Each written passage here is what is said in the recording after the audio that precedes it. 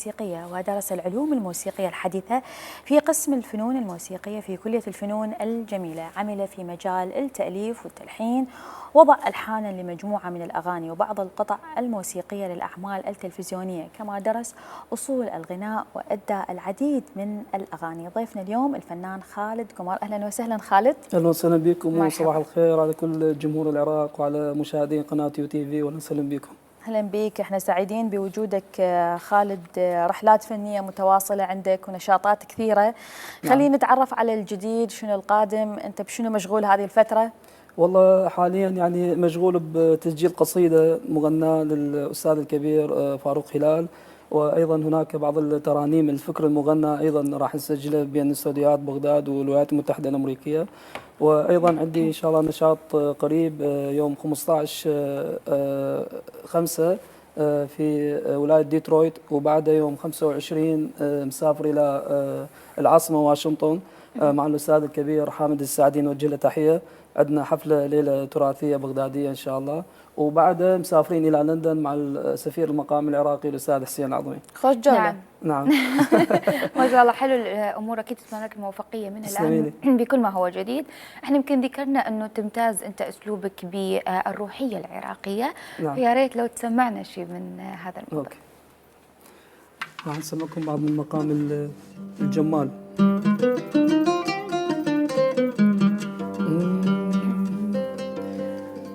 نزلنا على واد، نزلنا على واد لبسنا ظلاله، وهمنا على نفح الربيع زمانا، وفرقنا ما فرق الناس قبلنا صروف، فأنسينا الربيع كلانا.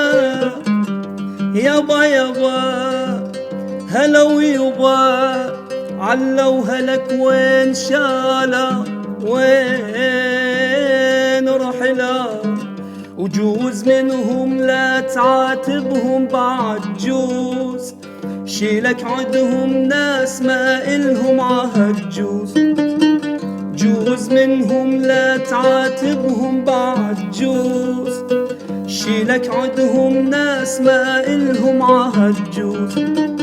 شلون جازون بهجر وبلا عذر، تالي باعون بسعر ما ينذكر، شلون جازون بهجر وبلا عذر، تالي باعون بسعر ما ينذكر، وهاي هم قسمه بعد جوز منهم. أنت خالد عايش فترات طويلة بالغربة. نعم. ويمكن شو وقت بديت ترجع إلى العراق وتسوي هاي الأمسيات؟ والله يعني تقريبا بالاوان الاخيره، تقريبا من 2018 بديت يعني دائما ازور بغداد. يعني كان عندنا ايضا عده نشاطات مع وزاره الثقافه العراقيه، وما شاء الله دا اشوف سنه بعد سنه انه بلدي نحو الازدهار ان شاء الله. يعني بدايات مهمة، يعني يمكن كثير من الفنانين اللي بالوسط يمكن يحسدوك. يعني أنت عندك صور هسه مثل ما طلعت ويا الفنان فؤاد سالم الراحل، ويا أيضا الفنان الراحل صلاح منصور، صلاح عبد الغفور. صلاح عبد الغفور. نعم. نعم. اليوم المسيرة الفنية متواصلة مع نعم. كثير من النجوم. اكو عندك تعاونات ممكن تكون بالفترة القريبة او بالمستقبل القريب مع نجوم؟ اكيد طبعا. يعني توفينا هاي مسيرة طويلة، يعني بديت من يعني دول المطربين السبعينات، سعد بن جابر، فؤاد سالم، صلاح عبد الغفور، ياس خضر الله يرحمه، ومن المطربين مثل هيثم يوسف، رحمة رياض، أصيل هميم، وأيضا مع احنا نسميه الأسطورة العراقية الفنان الكبير كاظم الساهر، وأيضا مع نجوم كثير يعني عملت محمود أنور، إسماعيل فروتشي. وإن شاء الله أيضا هناك يعني حفلات قادمة بالتعاون. يعني تعرفين يعني بالإضافة للغناء أيضا يعني كعازف يعني يكون معهم يعني. نعم. يمكن احنا ذكرنا انه التعاون مع الفنانين والتلحين والغناء هذا عالم، ولكن احنا نتكلم عن قطع موسيقيه لاعمال تلفزيونيه، هذا عالم اخر ومجال طبعاً. اخر، فنتكلم اكثر عن هذا المجال اللي انت اوريدي خضته اساسا. نعم، تعرفين يعني من درست في معهد دراسات الموسيقيه، وتخرجت ايضا من ضمن العشوائي بهذا المعهد، وبعدين خلصت اكاديميه الفنون الجميله. فبالمعهد دراسات الموسيقيه درسنا التراث والمقام والفلكلور العراقي، وفي الاكاديميه درسنا الموسيقى الغربيه. فاني مزجت يعني واضحه من الحان بين التراث والحداثه يعني. نعم. نقدر نسمع شيء من الحانك يكون به هذا الخليط ممكن؟ نعم، راح اسمع شيء عن العراق.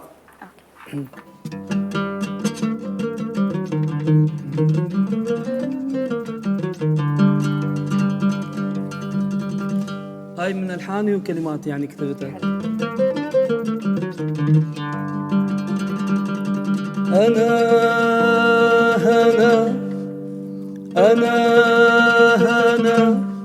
أنا رافع الرأس فوق تاريخ البشرية.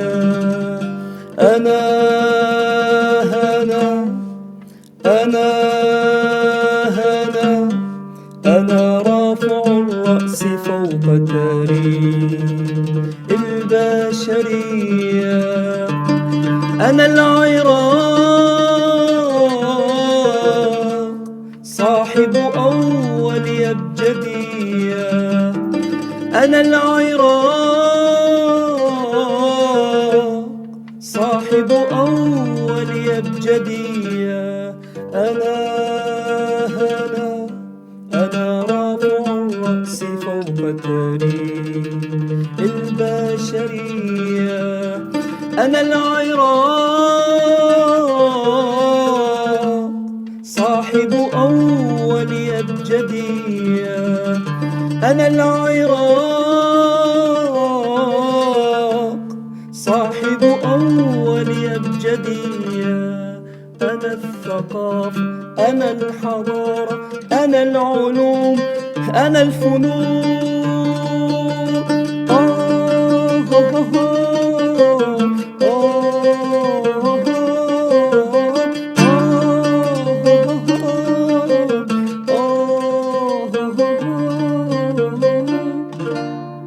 الله، حلو بين التلحين والتأليف، وعندك أكثر من مزيج بين البغدادي، اللغة البغدادية، نعم. وبين اللغة الفصيحة. نعم.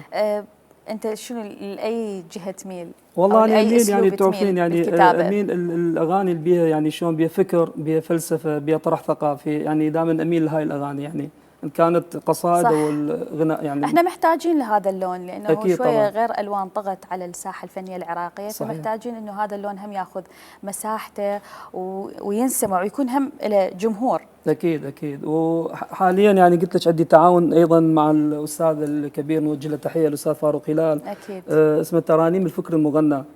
وهاي من أول طرح في الموسيقى العربية والموسيقى العراقية، وهذا يحكي عن يعني طرح فلسفي يعني انتم بعدكم تشتغلون على اي نعم، تقريبا لحد الان حضرنا 12 ترنيمه غنائيه، ويعني هذا تقرا قبل ان تغنى. راح اسمعكم نموذج من عدد. يلا. يقول: كل شيء له ثمن، كل شيء له ثمن في هذه الحياه، عليك دفعه بطيب خاطر، ما دمت تعشق الحريه التي تهواها. اسمعكم شيء منه، وحتى اللحن يعني يكون غريب شويه على المستمع. كل شيء له ثمن، كل شيء له ثمن في هذه الحياة، عليك دفعه بطيب خاطر، بطيب خاطر، ما دمت تعشق الحرية التي تهواها، ما دمت تعشق الحرية التي تهواها. كل شيء له ثمن، كل شيء له ثمن في هذه الحياة، عليك دفعه بطيب خاطر بطيب خاطر ما دمت تعشق الحرية التي تهواها ما دمت تعشق الحرية التي تهواها.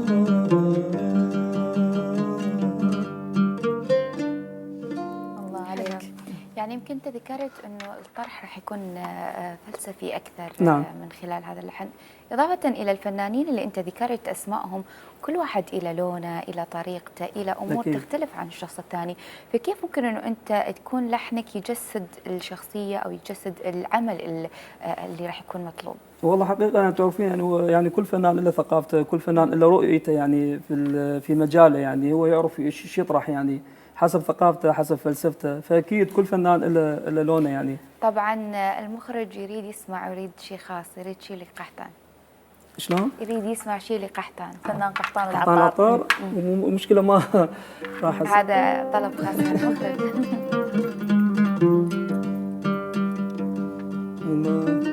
مشكلة مدى يعني يراودني زين نسمع الشيء بعدين. قحطان العطار. أوكي. تمام يا هي مال قحطان العطار.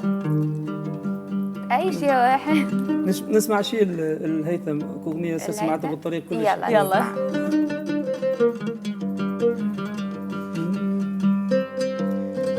تمنيت ينقضي وياك عمري بالفرح، وما حسبت بسيف حبك قلبي ينجرح. تمنيت ينقضي وياك عمري بالفرح، وما حسبت بسيف حبك قلبي ينجرح. وغليتك على احبابي من شوفتك تحرميني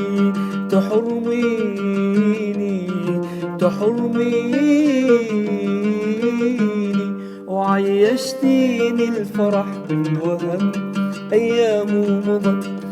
عيشتيني الفرح بالوهم أيام مضت. يا حسرتي عالشوق ودموعي صفت. يا حسرتي عالشوق ودموعي صفت.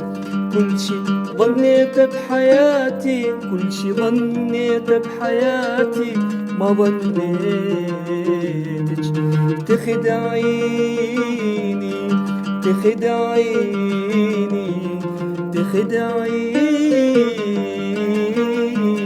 نسيتيني. يعني أمانة كان يمكن يكون هذا الختام مع هيثم يوسف. صراحة يمكن ما المخرج حاليا سوى انطرب بهذا. تسلمي تحياتنا للمخرجين والمصورين وكل الكادر وكل المشاهدين يشوفونا يعني. شكرا لك خالد، نورتنا وامتعتنا بهذه الدقائق اللي راح نختم بها هذه الحلقة لهذا اليوم. تسلمي لي، شكرا لكم. أتمنى لك الموفقية أكيد يمكن المنجز اللي أعطيتنا إياه بالبداية بالمستقبل وبكل الأعمال. شكرا لتواجدك معنا. شكرا لكم مرة ثانية. شكرا. نعم مشاهدينا، احنا وصلنا لختام صباحكم لهذا اليوم، نترككم مع بقية برامج اليو تي في. من صباحكم نقول لكم في أمان الله. مع السلامة.